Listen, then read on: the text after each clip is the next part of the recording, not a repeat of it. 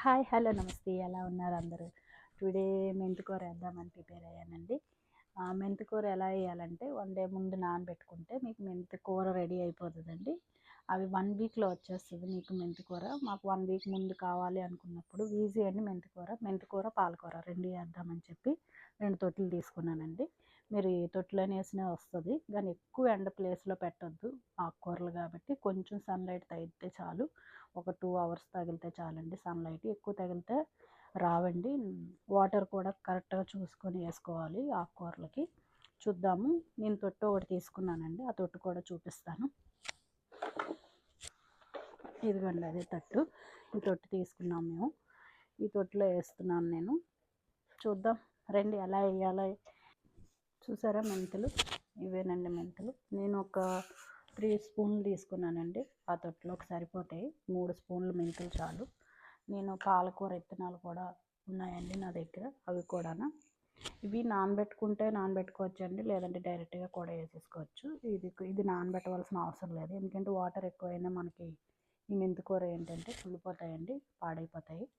అందుకే నేను మెంతులు 1 డే నానబెడతానండి. నానబెట్టిన తర్వాత నైట్ అంతా నానిన తర్వాత వేస్తాను. చూసారా? ఇన్ని తీసుకుంటే సరిపోతుందండి అందులో అయినందుకే. చూద్దాం. సరే అండి, చూడండి. చూసారా? మట్టి నేను వేసుకున్నాను మెంతి కూరకని పాలకూరకని. ఈ డబ్బాలో నింపేశారు. ఇప్పుడు వేసుకుందాము. ఎలా వేయాలో చూపిస్తాను మీకు. తొందరగా వస్తుందండి మెంతికూర అయితే.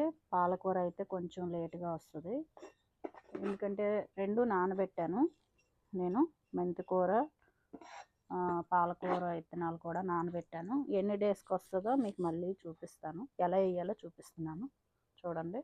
మట్టి అలా పెట్టుకోవాలి. ఇలా ఉండాలి లూజ్గా మట్టి, తడిగా ఉండకూడదు. ఇలా చూసారు?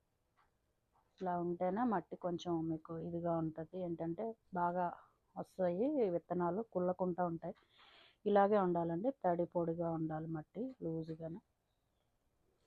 దీనిలోని ఒక్క 1 ఇంచి చాలండి. 1 ఇంచి లోతులోనే వేయాలి. ఇది ఎక్కువగా వేయకూడదు, లైన్గా వేసుకోవాలి. అంటే నేను గ్యాప్ ఉన్నట్టుగా వేస్తున్నాను మెంతికూర.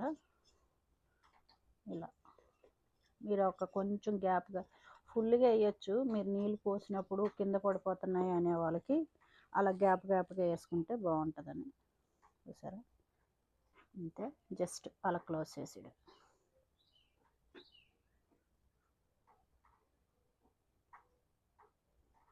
అంతే. ఇప్పుడు నేను ఈ లైన్ పెట్టుకున్నాను కదా, ఈ లైన్లో కొన్ని వేసుకోండి. ఎక్కువగా వేసుకున్నా అలా దొంతిగా వస్తాయి కానండి. ఇవి 2 తొట్టుల్లో అయితే సరిపోతాయి. నాకు నానబెడితే ఎక్కువ అయిపోయి. ఇలా లైన్గా వేసుకుంటే బాగుంటుంది. ఇప్పుడు ఈ లైన్లోని అలా. ఇవి నానబెట్టిన తర్వాత ఎక్కువ వాటరింగ్ చేయొద్దు మీరు. ఎక్కువ వాటరింగ్ చేస్తే కుళ్ళిపోయి ఇది అయిపోతాయి. 1 డే తర్వాత వాటరింగ్ చేయండి. మట్టి మీకు దగ్గరగా కనిపిస్తుందని నేను వీడియో కనిపిస్తుంది కదండి మీకు. ఇలా చెప్పాను కదా మెంతికూర ఎలా వేసుకుంటున్నారో, ఇది కూడా సేమ్ అలాగే వేసుకోవాలి. పాలకూర నాకు ఇక్కడ వీడియో తీయాలి కాబట్టి నేను ఇక్కడ పెట్టుకున్నాను, లేకపోతే నేను ఇవి అక్కడే వేసేస్తాను. మీకు చూపిద్దామని నేను ఇలా తీసి పెడుతున్నాను వీడియో. చూసారా? నాకు ఈ తొట్టికి సరిపోయిందండి పాలకూర. చూసారా ఎంత బాగా వచ్చాయో? సారీ, ఎంత బాగా వచ్చాయంటున్నా, ఎంత బాగా వేసుకోవాలండి. చూసారా ఎంత బాగున్నాయో? విత్తనాలు మాత్రం బాగున్నాయండి, చాలా బాగున్నాయి విత్తనాలు. ఇంకా వాటర్ ఉంది, వాటర్తో ఇలా వేసేస్తున్నాను. ఇలా వేసుకోవడానండి, అంతే, అయిపోయింది. కొంచెం నానబెట్టాం కాబట్టి ఫస్ట్ రోజు వర్షం నీళ్ళు అస్సలు వేయకూడదండి. నానబెట్టాం కాబట్టి కొంచెం తడిగా ఉంది కాబట్టి నాకు మట్టి తడిగా ఉంది కొద్దిగా.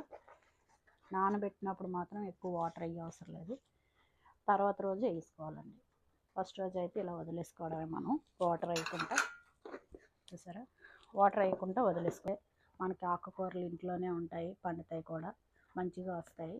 ఇలా వేసుకుంటే చూసారా 2 డేస్కి ఇలా వస్తుంది. ఇలా వచ్చిందండి. ఇంకా పైకి వచ్చేస్తున్నాయి అన్నీ. చూసారా ఎలా వస్తున్నాయా. 4th డే అండి. చూసారా ఎంత బాగుందో మెంతికూర, ఎంత ఫ్రెష్గా ఉన్నాయో. ఇలా చిన్నగా ఉన్నప్పుడు కూడా వండుకుంటా అండి, చాలా బాగుంటుంది. నేను కొంచెం పెద్దది అయ్యేదాకా ఉంచుతున్నాను. 4th డే అండి ఇది. ఇంకా 2 డేస్ తర్వాత ఎలా ఉందో మళ్ళీ మీకు చూపిస్తా, మళ్ళీ వీడియో తీస్తా. 1 వీక్లో వచ్చేస్తుందండి మెంతికూర. ఎంత బాగా వస్తుందో చూడండి.